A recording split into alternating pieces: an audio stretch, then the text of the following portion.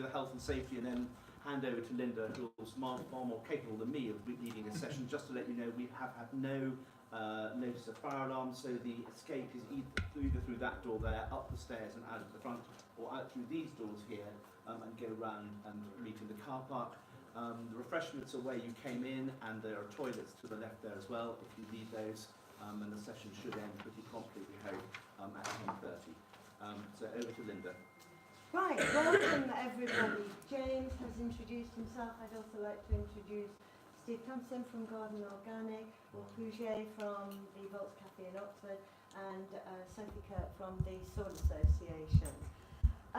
We're here this morning to discuss the citizen engagement and citizen access and engagement, part of the English Organic Action Plan. It is absolutely work in progress, and we really do want everybody's ideas. When you think about it, we are all members of the public, we are all citizens, we are all consumers. So our views really do, we are all citizens, we are all consumers. So our views really do count.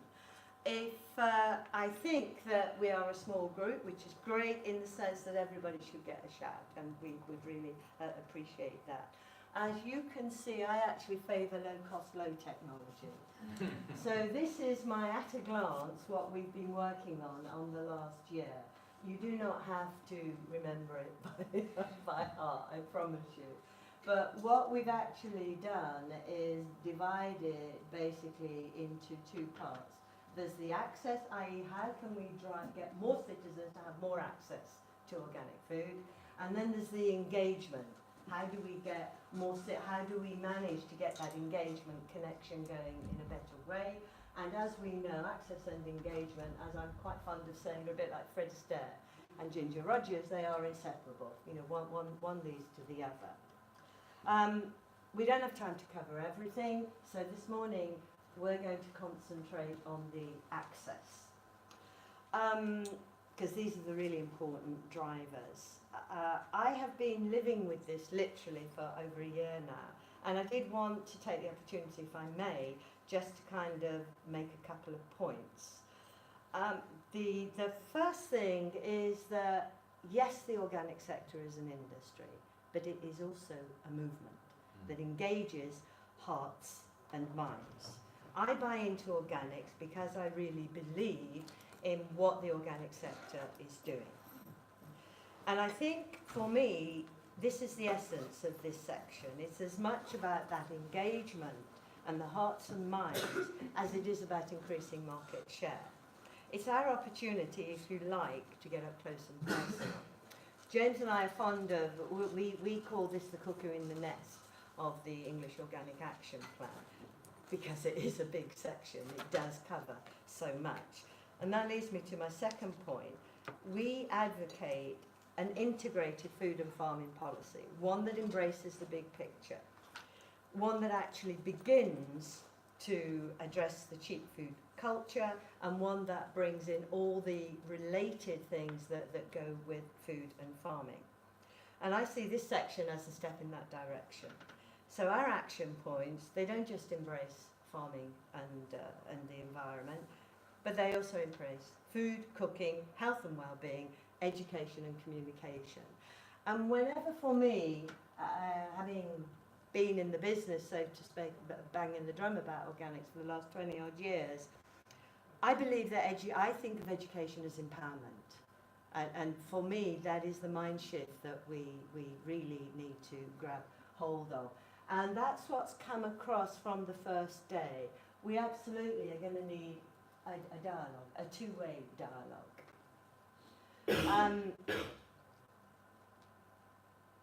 What I think it adds up to, for me, is collectively, it's like a sustainable foundation, not just for organic and agroecological farming, but a nation that's going to be more in touch with 21st century challenges, that delivers millennial aspirations, and that actually enables people to engage more and be empowered more to deal with whatever this century is going to have to face in this century, and to feel good about doing so. I think we often forget that as well. This century is about feeling good, about being empowered. Sustainability is no longer a life choice, as it was for quite a lot of us. It's here to stay. As someone said in one of the workshops we ran, you can't love what you can't understand. And that, again, is central to this section, because what we're trying to do is to reach out and to bring benefits which will go far beyond the organic sector. Does that mean this section is aspirational? You bet. Does it mean there's a pile of challenges? More than I can even begin to put together. Is it ambitious? Well, not really. All the ingredients and all the indicators are in place.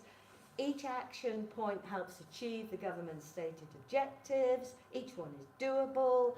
They're pretty modest. We've got a pocket full of successful initiatives like Food for Life that point the way. Honestly, where I sit, it's all about now getting on and baking the cake. So we've got three, so to business, and that was the points that I personally wish to make. We're going to canter through three presentations just to give you an overview of where we are with public procurement, grow your own and eating out. And then we would like to open it to the floor and really get stuck into a dialogue. Is that okay for everybody? So if you have any questions, if we just save them to the end. So public procurement is our first session, and Sophie's going to take us through it. This is the biggie. It's a huge market. It's dominated by large catering contracts. Current government spend is 2.5 billion. The organic sector as a whole is 2.2 billion. We are asking for proactive government support to support SMEs. We've set a target of 15% organic procurement by 2025, and we've asked for organic to be included in the government's own guidelines. Welcome, we've only just started. That isn't difficult. We heard yesterday what's happening in Europe. It can be done here. We just need to basically persuade government to get on with it. The Food for Life, Soil Association Food for Life programme, it now operates, for example, in over 50% primary schools, 75% of London boroughs, universities. It's generating £16 million a year in organic spend, and they aim to double that in over 2 years. You just imagine if we did have a positive public procurement policy, how many more citizens could get access to fresh, healthy and taste organic food, irrespective of their income or their situation. So I'd now like to hand over to Sophie, who will tell us more about it. Hi everyone, so my job at the moment, I work for the Soil Association as Business Development Manager for Farming, and part of my job is to work with new farmers who want to come into organic, but we also work with our existing licensees to help them find new routes to market, including through public sector procurement. But today I want to draw on more from my experiences from my last job, where I worked for Bath and North East Somerset Council as a food sustainability officer, and I was on the other side, if you like, in terms of being on the inside and trying to influence more organic and local food procurement for Bath and North East Somerset. So I'm going to draw on that experience and also touch on a few positive examples of how markets for more healthy, local and organic food have been created in the UK. So my job at Bath and North East Somerset was to coordinate the delivery of a local food strategy for our area, which was essentially about increasing the production and consumption of more healthy, locally sourced and more organic food for our area. And within this we had really strong strategic directives around public sector food procurement, and there was a particular kind of political interest around gaining silver as minimum Food for Life Served Here award, which is a minimum of 5% spend on ingredients, and also to very much include more local growers, which typically can't really access. There's lots of kind of barriers preventing them from accessing traditional large-scale contracts. So what did I do? So one of my first tasks I did was to do a big engagement piece, as Lynda was saying, about winning over hearts and minds. So engaging with lots of procurement staff, catering staff, chefs, cooks and suppliers to engage them in why healthy, local and sustainable food actually delivers the benefits that it does, how it's good for dietary related health and how it supports a stronger local food economy and environmental sustainability. And actually we were lucky that actually our procurement staff, particularly within the council, were really receptive to this, and they continue to be real champions and advocates for public sector procurement, continuing today. Shortly after local food strategy was adopted, we had political backing for it. We had an opportunity in the fact that the council's school food contract for 60 schools was coming up for renewal, and this was our big opportunity to really influence that contract and see how we can get more local and organic food within that. We did meet the buyer event, supplier engagement, lots of research, meeting with other local authorities, see what they did. But actually we basically came up against lots of barriers, preventing local and smaller producers from being able to win large-scale contracts. And that's basically because they don't have the quantity, volumes or continuity of supply across the year to say have the scale to supply 8,000 meals a day, so say meat for example, for 8,000 meals a day, week in, week out across the school week. So instead it would go to a large-scale butcher or a large-scale greengrocer, large-scale dairy for example instead, and therefore the smaller players were left out. So what our procurement team did is they went away, had a good think, more research, and we came up with a completely new approach called dynamic food procurement. And essentially, in a nutshell, what this is, it's we worked with a local food distribution company called Fresh Range. They were awarded the contract for fresh food, and they in turn could then work with a really large pool of suppliers, so some larger wholesalers, as well as smaller growers and farmers within our area, who could then all flexibly supply the contract, join and leave during the 3-year period. So for example, this is Ross, our head grower at Farrington's Farm. They're a fantastic organic vegetable producer, and they previously couldn't access our contract. Now they can opt into the contract when they have produce. So for example, in the Hungry Gap, they can simply opt out, then opt back in again when they have the volumes of supply. And this basically just helped to shorten the supply chain and get much more local and organic food into our school meals. So what Fresh Range would collect the produce direct from Farrington's Farm, collect it to deliver it to our school chef. This is Stu, who's a real advocate for organic and local produce, who would then use it in his school meals. And it was a fantastic story and something that was successful. However, like in public sector procurement, it's a really changing world, and there are lots of challenges. And a major challenge that we faced with, which is happening across lots of local authorities, is actually earlier this year, the local authority stepped away from delivering its catering service altogether. This is due to austerity and due to academisation of schools. So it was a major challenge that we faced. However, it actually turned into an opportunity in the fact that schools, so we worked with chefs like Stu, who are real advocates, and actually they had then greater control over the spend on ingredients, over menu flexibility and so on.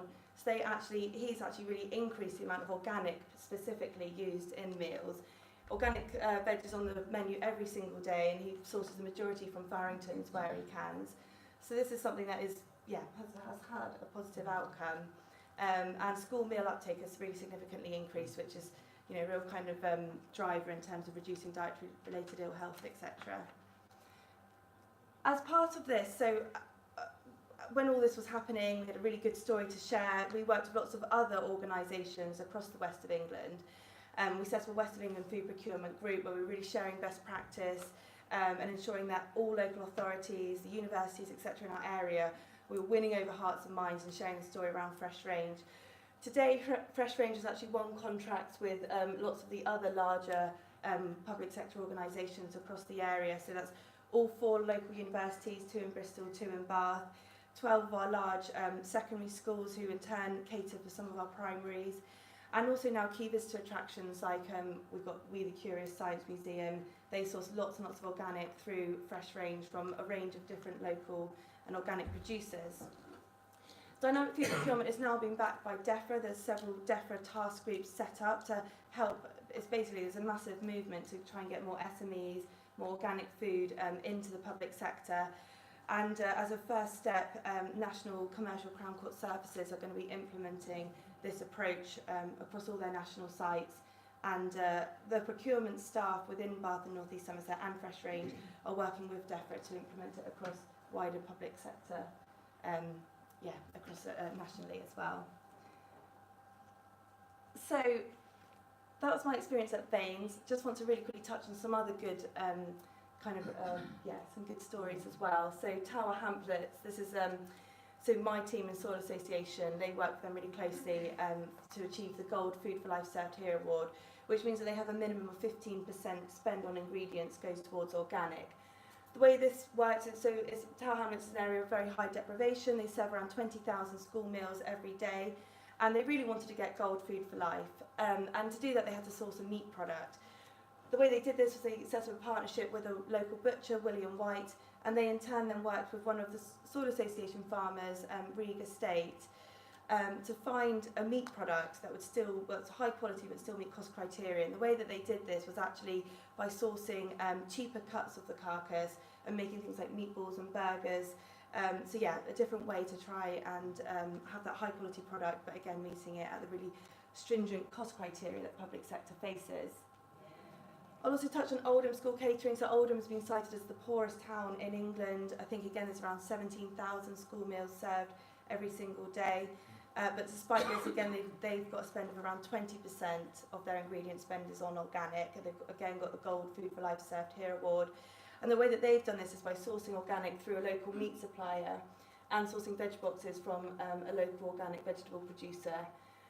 Again, as I said, so 20% spend is on ingredients, and I think they do this as well by using cheaper cuts of meat, by looking at different grades of vegetables. So maybe that it's ugly veg, or the veg that might not be widely accepted in the kind of retail market. It's obviously being chopped up and going into school dinners. So this is another way of how they manage to kind of get around the cost criteria, but you're still using really high quality produce.